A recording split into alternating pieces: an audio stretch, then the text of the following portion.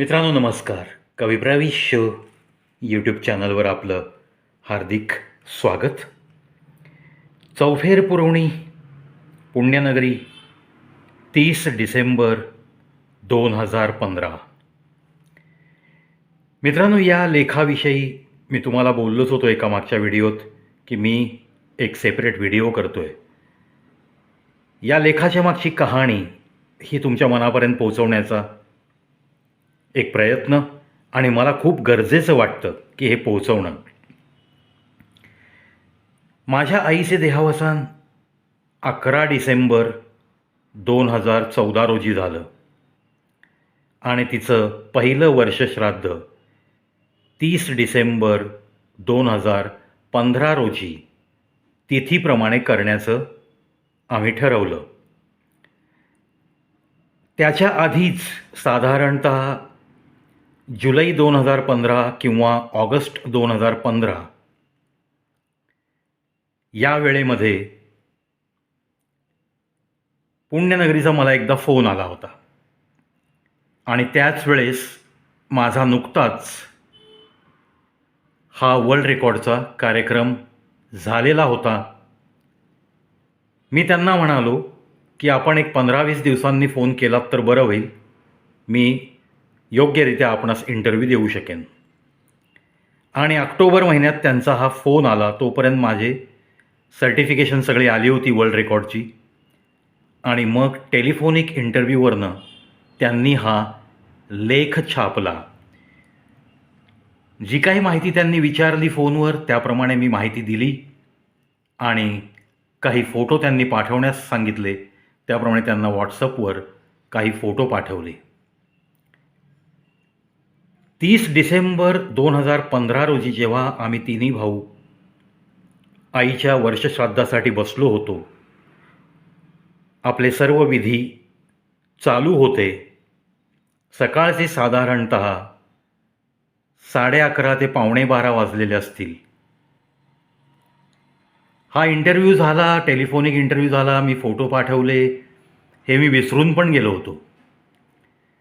तथापि 11:45च्या सुमारास मला पुण्यातल्या एका मित्राचा फोन आला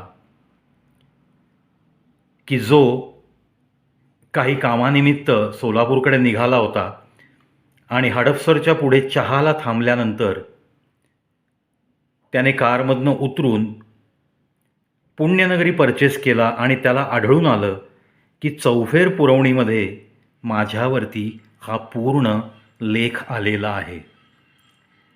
त्याने तिथूनच मला फोन केला. त्याला माहिती होतं की आज आईचं वर्षश्राद्ध आहे आणि तो घरी येणार पण होता. तो बोलला की मी पुण्यातनं निघालो आहे आणि एक तुला खुशखबर देतो आहे, आज आईच्या श्राद्धाच्या दिवशी मी घरी येणारच आहे, पण पुण्यनगरीमध्ये तुझ्यावरती एक मोठं आर्टिकल छापून आलेलं आहे आणि मी 2-3 पेपर खरेदी केले आहेत तुझ्या संग्रहासाठी आणि ते घेऊन मी साधारण 4:30 वाजेपर्यंत तुझ्या घरी पोहोचतो आहे.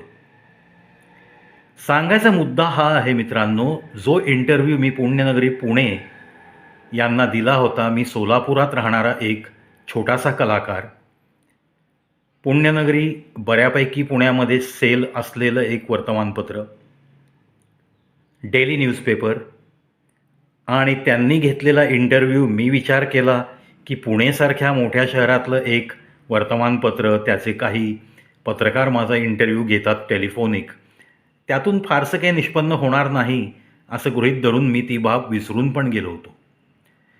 तथापि आईचे आशीर्वाद ज्याला आपण म्हणतो, एकतर मित्रांनो 30 डिसेंबर हा माझ्या वाढदिवसाचा दिवस, त्या दिवशीच मला आईचं वर्षश्राद्ध करावं लागणं हा माझ्या जीवनातला सर्वात वाईट योग असंच मी म्हणेन. नीतेने केलेली माझी क्रूर थट्टा असंच मी या दिवसाचं वर्णन करत होतो मनातल्या मनात. एखाद्या मुलाला त्याच्या वाढदिवसाच्या दिवशी आईचं वर्षश्राद्ध करावं लागतं, ह्याचं दुःख काय असतं हे हळव्या मनाचा कोपरा ज्यांचा जिवंत असतो ना, ज्यांच्या मनातली ओल जिवंत असते ना, त्यांना नक्की समजेल, त्यांना नक्की समजेल.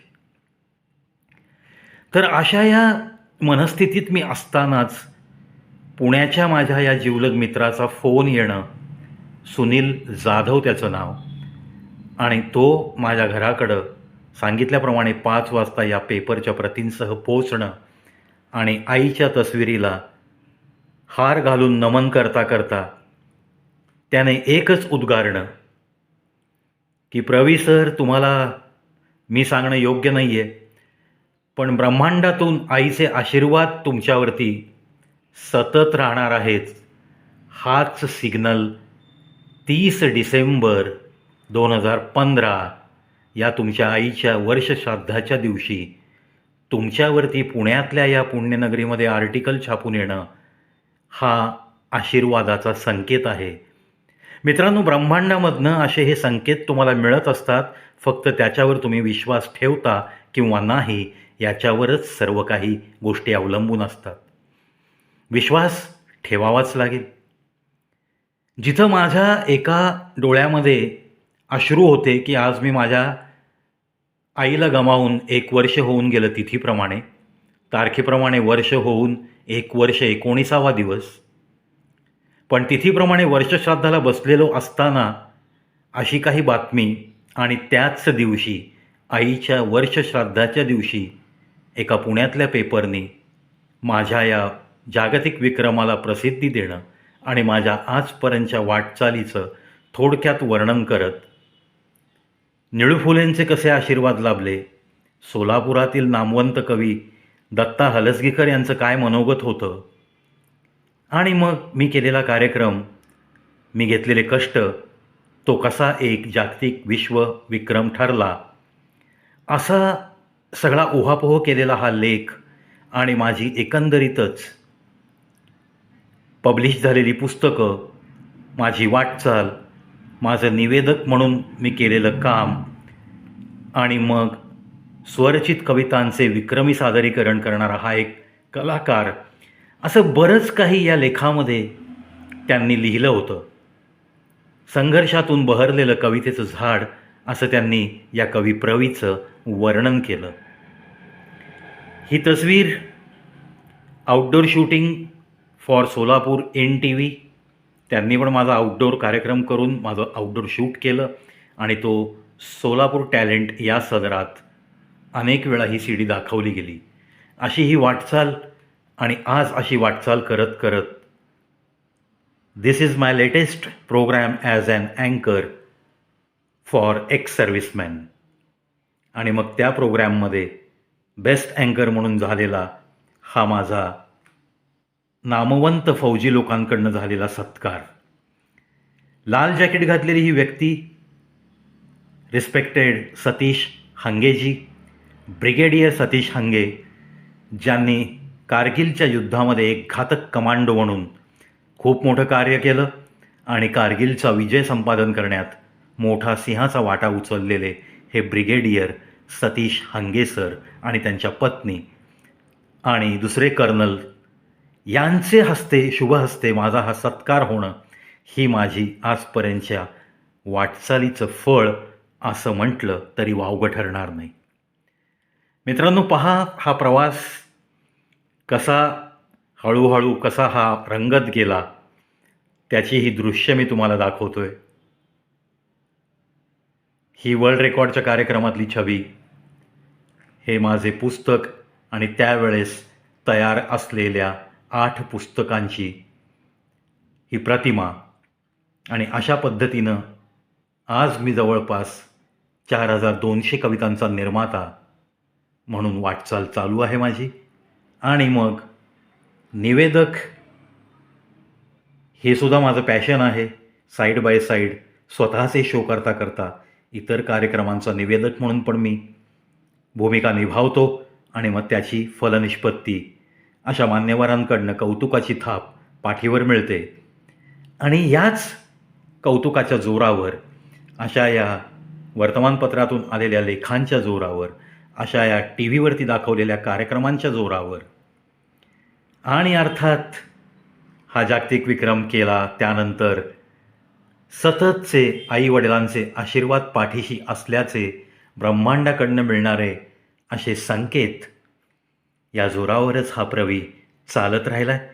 पाहत रहा, ऐकत रहा कवी प्रवी शो ऑन यूट्यूब. मित्रांनो, यूट्यूबवरचा एकच चॅनल ज्याच्यामध्ये तुम्हाला अनंत प्रकारची विषयांची मांडणी नक्की दिसून येते. The only channel on YouTube with full of variety असं जी नेहमी म्हणतो, त्यासाठीच पाहत रहा, ऐकत रहा कवी प्रवीज शो ऑन यूट्यूब. धन्यवाद.